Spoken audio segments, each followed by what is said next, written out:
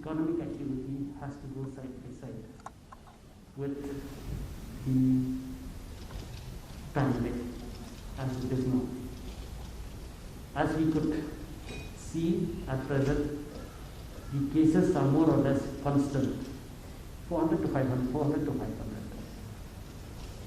And if we take the number of people who have expired from COVID, I'll give you only the figure, the rough figure, from January till May. The total number of deaths, total, is 8,000 plus. And only from COVID is only 400.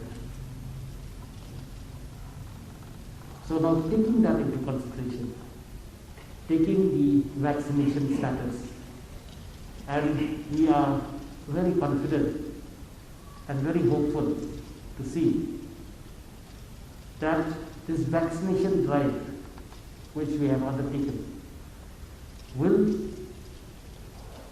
boost her up, and it will provide the necessary protection to the people of the state, plus it will give us, the health workers, the confidence. So what we can see now is there is a slight flattening of the curve, and with all the protocols in place and with the decision passed by the Honorable High Court, wherein it was clearly stated that those who spread rumors about the efficacy of the vaccination, severe action can be taken by the government. In these times of pandemic, we don't want to go into all those things, but we have seen the malicious intent of certain sections, wherein something which is good, they have painted it to be bad. That, I think, the government will take a very strong action on this.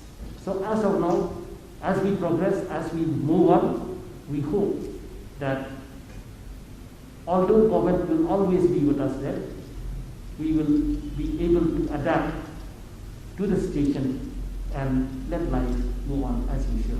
Thank you.